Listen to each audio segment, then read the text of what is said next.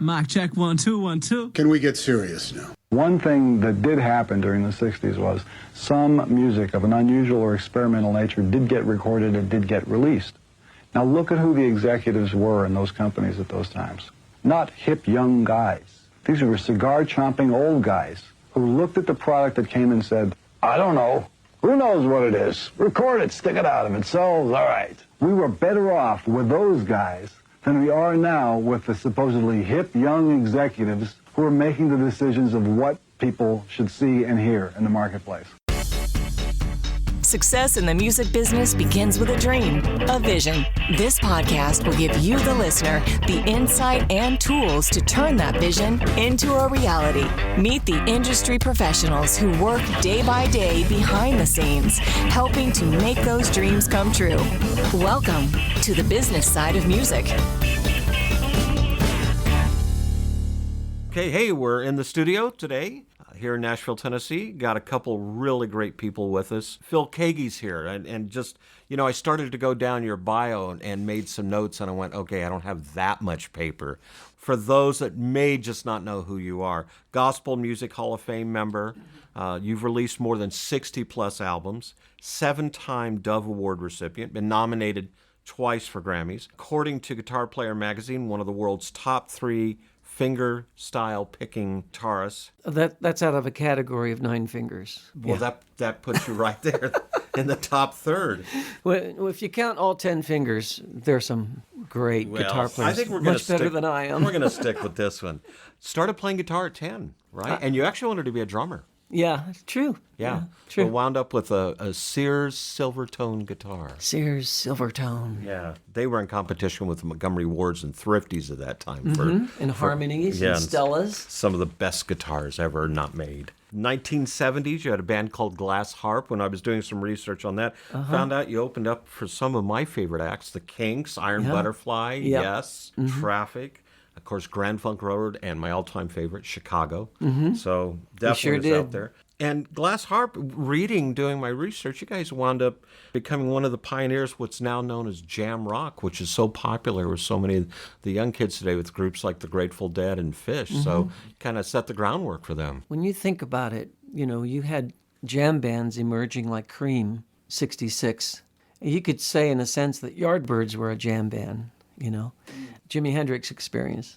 So I think we were in the early days of that, before like Fish and String Cheese and, you know, those kind of exactly. groups. We were a very high-spirited trio, drums, bass, and guitar. Nothing wrong with that. No. Yeah.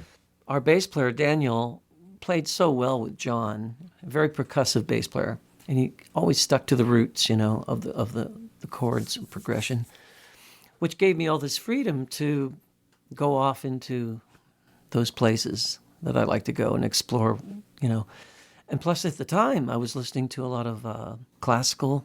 I was starting to listen to jazz. I was listening to soundtrack music and stuff like that, you know. So I was just really interested in listening to all kinds of music at the time, and that was coming out of my playing as a youngster. Also in the studio with us today, a gentleman who I had the opportunity to meet Saturday morning. That's right. At a network breakfast. I overheard this guy talking about Phil Keaggy and podcasts, and I started to put those words together, and I went, oh, yeah, we're going to do a thing with Phil next week. And he goes, yeah, I'm going to be on it. So Rex, Paul Schnelle, thanks for being on the show. Yeah, thank you for having me. Hey, no, glad. And you're the producer of this project. Correct. Illumination. Illumination is the project. Let's jump back a little bit, because when you started playing, you actually, as I think I said earlier, you wanted to be a drummer. But guitar was kind of what got put into your lap, because that's what your parents, I guess, could afford at the time. Yeah. You actually didn't even really know how to tune the guitar. You just thought the way it came was the way it was supposed to sound. Yeah, I was pretty young and naive. Yeah. But yeah, my brother Dave also was a guitarist, you know, as a hobby, and he taught me how to tune it, showed me some chords and stuff like that, and got me started. Then I started listening to records and playing along with records and things like that. Who were your earliest influences? I would say Scotty Moore. I would say James Burton. I was, you know, listening to Les Paul because he was on the radio a lot at the time. And then Dick Dale, a lot of the surf bands I was listening to. Let's see, The Ventures, The Beach Boys. And then when the Beatles came out, I just really enjoyed George Harrison's playing and the sounds of their guitars, through those amps, those Voxes, the Rickenbacker, the Gretsch, and the Hofner. And eventually I got myself a Strat. Really started sailing from that point. There's a picture of me up on the wall. Listeners can't see it, but with the band I was in when I was in the 8th grade and 9th grade, the Squires, and I had my first Strat there. It's pretty cool. Yeah. I mean, I go back in my memories to all those days, those formative days. And I think I was given so much encouragement, and I was given a lot of help along the way. I like meeting other guitar players, and we'd trade licks. I'd show what I know, what I just learned that week, and they would show me.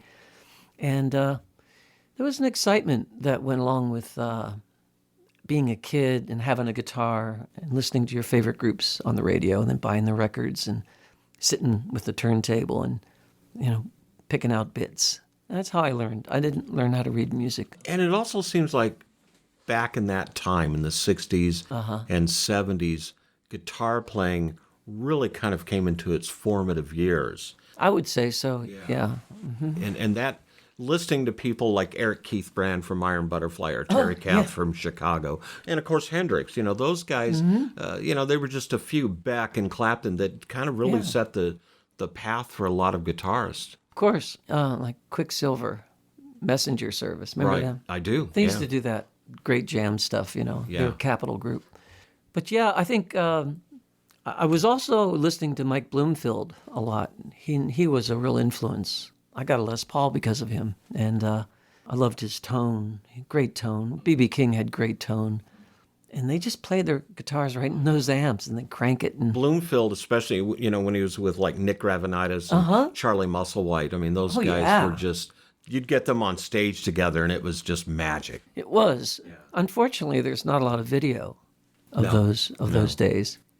But, and he played, with Electric Flag, Al Cooper, Live Adventures, Super Session, and I was playing along with those records. And so that was a real turning point for me, I think. And then the band Glass Harp, that really, should we say it was your first major deal that came around? Oh, yeah. We were on like a smaller label in Youngstown, and then Date Records, the group before the Glass Harp. But then we got signed to Decca through Louis Mernstein, producer of Van Morrison, Astro Weeks and Moondance. Oh, my gosh, yeah. Yeah. Some of Van's best projects. Mm-hmm. Yeah. Yeah, it's really good. Really good. So he was great to work with in the studio, and we recorded Electric Lady Studio in New York City.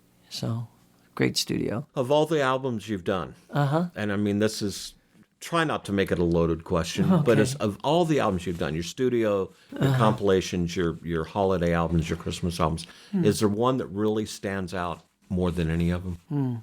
Well, you got a favorite child of all of those? Yeah, I'd say I do. Wind in the Wheat, Beyond Nature, Mastering Musician. They happen to be instrumental albums, I do like the self-titled Phil Keaggy album. There are good moments on all these albums, and there's some weak moments, that happens. But that's a growing process. Of course. For any musician, especially in the studio. Oh, yeah. Because you're really, when you create music, and I think, Rex, you can agree from a producer's standpoint, you're really turning something into a living embodiment, and you're creating it and you're developing it. It is a child that you're basically birthing there. You spent some time with a couple of my favorites, Stanley Jordan and Muriel Anderson. Yeah. And you worked on a project. And it was never really released. There was one little small project. She had a limited edition called Uncut Gems, and the three of us are on a few tracks. Yeah. And that's really good. Boy, he's a remarkable player.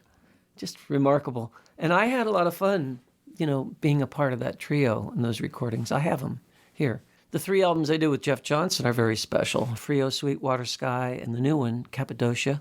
They're beautiful. And when was Cappadocia released? It's yet to be released. It's just beautiful to put on and chill to, or just take in the textures and the melodies and the nuances and the atmosphere of it. Can we play a cut of that on the show? Absolutely. Oh, very good. Is there any particular cut you'd like the listeners to hear? No, I'll let you choose. Okay, we'll do that then. It's really hard for me to pick out of those songs because they all have a special place in my Well, heart. good. So we are going to definitely play a cut off the upcoming Cappadocia album. That's perfect. Yeah, and if you don't mind, play a cut off the new album I did with Tony Levin and Jerry Marotta. It's called The Bucket List. It's really fun, quirky and funky and exploratory and And I've been following Tony Levin for a long time. Yeah. How is he to work? genius, professional. So is Jerry. I mean, it's just like, it's kind of like decorating a room with beautiful furniture, solid furniture. What I do is like the throw pillows, you know, I mean, and the knickknacks, you know, eye candy, ear candy. Yeah. I mean, it's just, of course, you know, I'm carrying a lot of the melody, of course, being the guitarist, and then I did the editing for the project, and that was quite an experience. And then I put the leads on after I've edited them. I've been practicing woodshedding and learning my bits because we've got some dates coming up. The Bucket List is a lot of fun. And then here we are also with the album that Rex produced for us. Illumination, I think, is a really good vocal album, you know. And so I think it's really stands tall in my vocal albums of my history. We're going to take a little break, get a word in for our sponsors, and when we come back, Rex, we're going to get you more on the microphone here. We're going to talk a little bit about this new album, Illumination. Awesome. But as we do, let's go ahead and take a listen to the title cut, Cappadocia, Phil Keaggy's album. We're in the studio today with producer Rex Paul Schnelle and, of course, Phil Keaggy, one of, as we have said earlier, one of the three best finger-picking stylist guitarists out there. In this room. In this room, in this world. And you're listening to this edition of The Business Side of Music.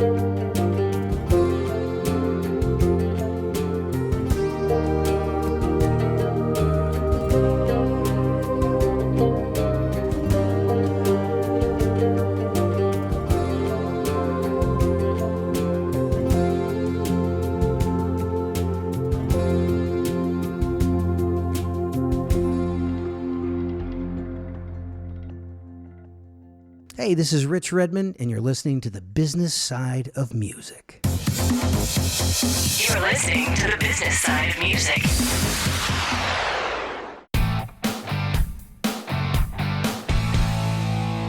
Hi, this is Vinny Ribas, the founder of Indie Connect. Our goal is to ensure that you have the knowledge, the tools, skills, resources, and connections that you need to develop a profitable and long-lasting career in music. One way we do this is through these Business Side of Music podcasts. I'd also like to invite you to check out Indie Connect magazine, our free multimedia online publication packed with practical interviews and advice from music industry experts.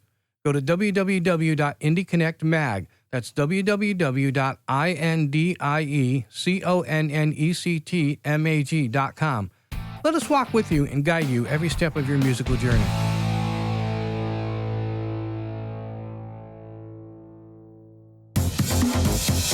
You're listening to the business side of music.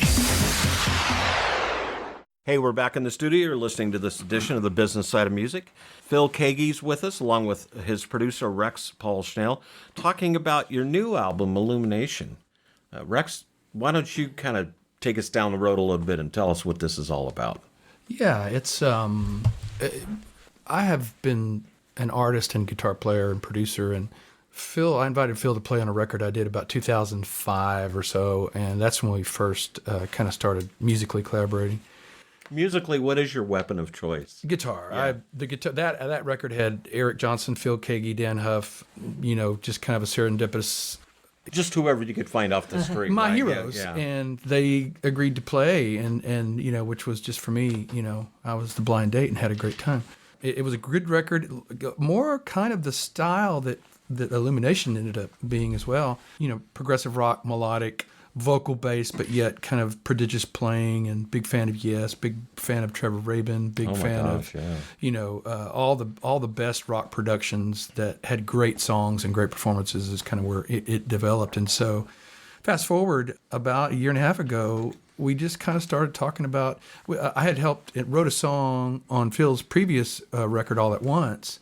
We had such a great time, and we fell into a method of working together that was just fun and inspirational and very quick. Ideas came very quickly. And so for me, I was like, I even prayed with some friends getting together with some friends, like, I'd love to do a record with Phil Keaggy, And then here we are, 2018, so we started to talk about doing a record. Mm-hmm. And we really were searching, I think, for where we were going to go, what we were going to do. And I think originally we were going to try to get some of Phil's catalog that hadn't been released and maybe try to redo those and have fun, kind of pursuing that. But Phil, we were sitting together and Phil put out an iPod, and he had an MP3 of a reel-to-reel that he'd recorded. And I think the song was about 1971, and it was really a chorus, an acoustic guitar. Mm-hmm. And he played it, and immediately it was just like, inspired us both, but really inspired me because I was such a fan of the Jesus movement. And, when Love Broke Through, that's when my guitar playing really started to kind of like, I find out what I wanted to do.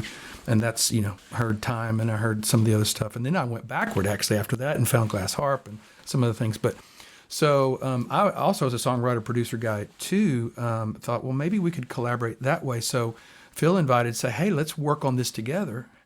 And so we turned that into a song. It was actually one of the first songs we did. Mm-hmm. And once that came together in a beautiful way and the production sounded really, started to mature and identify where we were going to go. After that song, we started to write. I would bring in song ideas and production ideas. We would brought the lion's share of those ideas too. Yeah. Beautiful. But it was also intentionally to where capturing that same spirit from that song from the 70s and trying to transpose that into the now and like, hey, let's capture that spirit and try to create something with this production value and make it fresh. Was that something that was relatively easy to accomplish? Or it turned out being really easy. Yeah. And that's what made it so exciting was it just fell together so fast. And then, I would lay a solo down, he would lay a solo down, he would give me, input to say, hey, Rex, why don't we simplify your solo, make it more melodic, make it, feel better. Or when we would be cutting vocals, I think Phil's like me, we do a lot of our own production work and a lot of our own overdubs. Mm-hmm. And to have somebody else as a sounding board in the room, mm-hmm. and then actually to invite them into the process and say, is this sounding good? And then invite them to say, well, maybe no vibrato here on this note, maybe simplify this melody, and then you start creating things together, and then the sum of the parts is way more than the individual amounts that you'd bring in. So it just started to bring this energy to the project.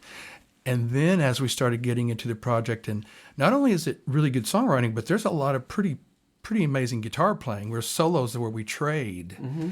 I know as a fan of Phil, and especially from my demographic of, modern rock, prog rock, that background, the record I've always wanted to hear Phil make is that 9125 with Phil Keaggy, or that, that Yes record with Phil Keaggy. Tears for Fears. Even Tears for Fears, because, Sunday's Child, there was so much great pop sensibility. And again, I'm a fan of the Beatles as well.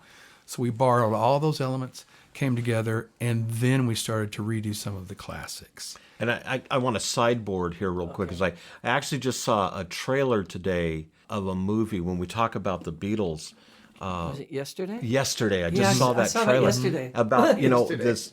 this guy. If the Beatles weren't around, and you start thinking about it, and all of these songs, and when you talk about, I see a videotape you have on your desk of Penny Lane, and the song Yesterday and Hey Jude, and I think it inspired so many other people. And I kind of hear it in your voice, That's, I think what I'm hearing now is you're setting some groundwork, at least to my mind, that could very possibly inspire some people down the road off of this project. I think so. One of the things, I love the way he produced my vocals. I'd stand right where you're sitting with a microphone there, and he'd have his track. He'd bring his track, and I would just sing melody, faux words and melody, to get a sense, because we think a little differently melody-wise, vocally. And then he said, that's a good one, that's a good line, that's a good line, that's a good phrase. And then we'd sit down, we'd write lyrics to it. As you're building the songs, as you're creating the songs. Yeah, and a lot of the songs that have us as co-writes, Rex brought the tracks finished with drums, bass, guitars. I mean, just amazing. It was the easiest album I've ever made. It really was. He did so much of the work, And so it's like, whoa, we got 11 songs done here, and I'm really happy with it. Really has an exciting feel to it. It communicates heart. It communicates rockdom. It rocks. Good sounds, and his gift in his studio and my gift in my studio, and then us coming together. Where did you record most of it? Separately in our studios. Yeah. I did a lot of the basic tracking in my studio, and then we'd come over here and do vocals, a lot of the vocals, and most of the vocals, actually. And then the solos, I think the thing that Phil and I bonded with before this record was the fact that we both get hired to do a lot of guitar overdubs, a lot of productions on our own, to where we can build that. And so he's a producer too. He's a guy that can make records by himself and do all that stuff, and he has. There's a lot of examples to that. Right. So when we teamed together, to me, it was just handing the baton. Okay, you take it. Okay, you take it. And so it was really, really fun. What I wanted to do is actually free him from all the peripheral stuff, the tracking, all that stuff, to where, here, Phil, sing and play guitar. It's like, here's a cake with icing, Yeah. And I felt the energy that he would play, actually, what he would come back with as well. The test for me was when we redid the classics to say, can we create something that's worth speaking again, that has a different energy, but yet still give you that same, that same warm fuzzy that you got when you heard the original? Yeah. And I think we really did. In fact, Time is one of those that I think we kicked it way out of the park. I think that's so important when you're in the studio, is when you've got it. Mm-hmm. When you hear that one song, or maybe you hear a certain phrase or melody line, and that's it. Yeah. That's exactly it. And it sounds like you captured that over and over and over here. Precisely. It was good. It was good fun. And I love the process of recording because you can really hone it and get it to where you want it to be. There's a lot more pressure to do it live. Yeah. We aspire to that. And it doesn't hurt when you have your own studio or studios, right? Because then you can take that time to really hone that craft and come up with something. Yes. Exactly. Or try something different. Right. Try something dangerous or outside of the box, out of that yeah. comfort level. Well, wait till you hear it. I think you'll hear what we're talking about. Yeah. Yeah, the energy was good. And I think it also affords you a certain efficiency to turn things around really quickly, that if you don't spend a lot of time in the studio, you'll spend your time chasing that rabbit, and sometimes you'll lose the inspiration of the moment. Whereas I think, especially with the thing about Phil that I really appreciated was the vocabulary he has from so many performances, how he's able to get vocals and guitars so quickly. And then from there, it's just a matter of inspiration, picking, kind of pathways to find and ways to get that done. The vocabulary, the improvisational thing. I always tell people, if you're recording with Phil, you better start recording the first thing you go down, because it's going to be that inspirational right from the word go, and creative. So, or as we used to say in the old days, just roll the tape until it runs out. That's right. Yeah. That's right. Yeah. That's right. That's interesting, because the song Time, the original recording in 1976, we did run out of tape, 2-inch tape. That's why it fades out at the shuffle. That's right. And that's my favorite part. That's like going, Phil, where did the rest of that go? Yeah. And he goes, we ran out of tape. It went on the floor. There I was jamming with Leland Sklar, Jim Gordon, and Larry Knechtel. The four of us just going for it. Buck Herring producing and engineering, and that was adventurous for the time. I think in 1976. Yeah. In Christian music. Right. Not so much in the mainstream, because that's been going on and on and on. Yeah.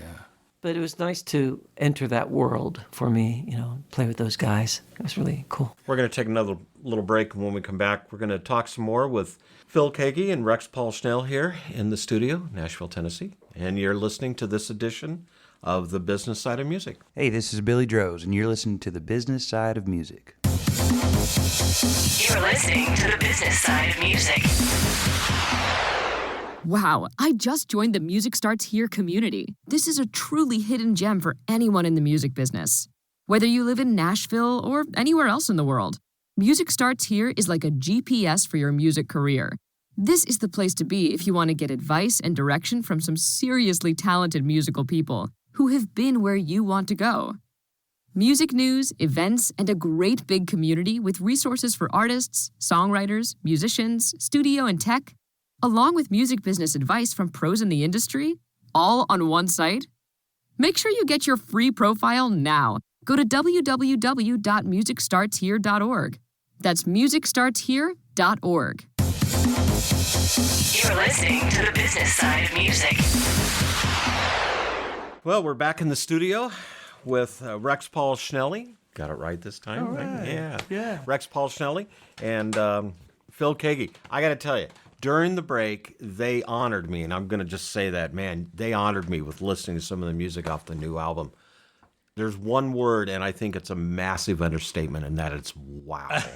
What a great sound you guys have captured. Amazing. Thanks, Bob. Thanks. Yeah, I'm pretty jazzed by it, especially me in my late 60s here, to hear something that sounds very youthful. Thank you. And I was going to just say that listening to that, it reminds me of every once in a while you come across an album and you play it and you play it again and you play it again. It becomes almost an evergreen. And I can just tell by the first couple cuts that you played for me, this is a project you just won't get tired of listening to. It's just so dynamic and it's deep. It's it's one of those things like when I first listened to Jeff Beck's Blow by Blow album back about 1975. Right. And I still listen to it to this day. And almost every time I do, I find something new. Because it's just so layered. And this is, to me, is there and beyond. And this is going to be one of those albums, especially if you're a music aficionado, if you're a guitar aficionado, if you just love great sound. This is going to be one of those projects that you're just going to want to listen to time and time and time again. That's a great compliment. And you spark a little bit of that understanding that, come to think of it, that's what lights my jets is, I still listen to the Beatles and get a fresh listening every time, Eric Johnson, Level 42, Tears for Fears, Boston. Yes. Even like if you listen to Love Broke Through and you hear guitar parts that you've tried to learn, and a lot of these things, until he showed me, I couldn't figure out how, how he did that stuff. what was exciting for me too was just like you said, I want listeners to start pulling these layers and be inspired. You just said one of the acts you mentioned was Level 42 with their World Machine album. Yeah. It's another one of those. This is there and beyond, because that was one of those projects I still listen to this day and go, I never heard that before. And those were more keyboard oriented, Yeah. and bass driven, Yeah, sure. and vocal, great songs. But this really brings the guitar out. It does. Between the two of you, yeah. Yeah, and like Trevor Rabin popped in, right. say hi. Right, yeah. Trevor, give us a shot there. And that was the other thing. Did he pass the audition? Oh my goodness, yeah. We were Thank you very much, and I hope we pass the audition. That's right. The rich section was rattling the jewelry, and everybody else was clapping.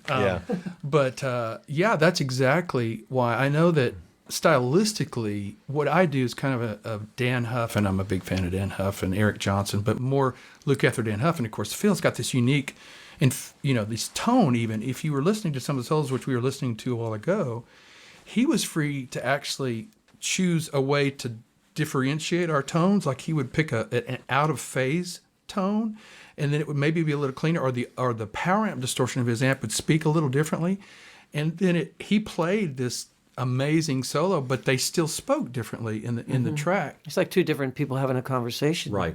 Yeah. Much like we're having here, but instrumentally. Exactly. If that's a word, we'll go with that. And also I'd like to make a mention that the vocal content, lyrical content of this album, we really wanted to honor Jesus. Absolutely. Right. Right. and speak to the hearts of those who still appreciate a message that comes through that is honest and direct. We're not trying to camouflage anything here. We just really want to speak the truth in love. But at the same time, if you're, let's say, less of that vernacular and you're more mainstream, this still has something that you're absolutely going to love listening to. I think so. Yeah. And good songs that came about, the new fresh songs that aren't the covers, they really came out of his heart. And he brought them to me to share in them, to come up with lyrical melodies and help with the words. And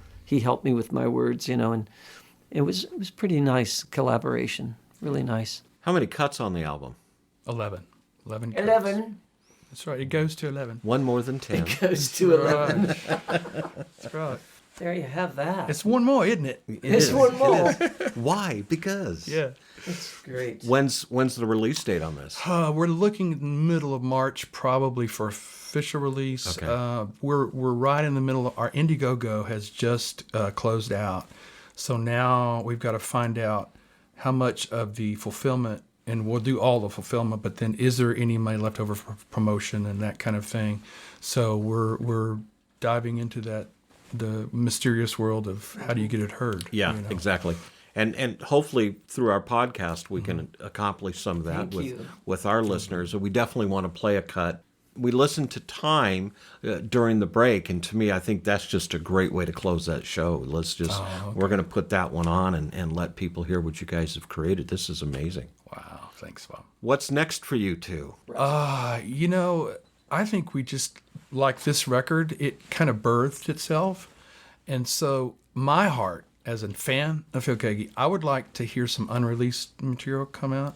There's still quite a bit of that. There is. Yeah. There's still collaboration, maybe for some new things to write. And then also some of the classic records that for instance, Love Broke Through, I'd like to see that re-released and kind of lifted up and given an opportunity to be heard. It's been remastered and it sounds really good. Yeah. David Harris remastered it for me. But there's a lot of unreleased things that'd be fun to come out with, and in a way, I'd like to see this album go on tour. That'd be a very nice tour. Yeah, musically, yeah. Well, and if dates come out of it, good. But, it's like the Pepper album. That was the Beatles wanting to put the band on tour. The record was the touring mechanism. Mechanism. Right. Yeah. And because I think we could do it. The songs are singable, and of course, we just add a keyboard player, drummer, and bass player, and maybe try something locally before trying to go out far away. I agree. Yeah, and we'll see what happens. Yeah, yeah. Just let it be what it'll be. That's right. So. Absolutely. You know what? You've given it life. It'll grow legs. It'll go. Yeah. Good. If we have anything to do with it on the show, Oh, it'll thanks. go. Guys, thanks for being on the show. Appreciate it. Wonderful to be with you. Yes. Thank you. Thank you very much. Same here. Thanks, Rex. I feel love the studio.